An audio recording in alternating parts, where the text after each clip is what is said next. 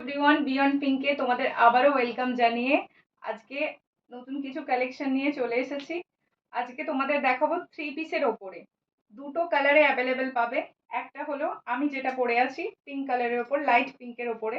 দেখে নাও, গলার কাজটা সুন্দর করে কাজ করা আছে, হাতাটা লেস লাগানো আছে, আর নিচেতেও সেম কাজ করা আছে, আর দুপাট্টাটা একটু কাছে।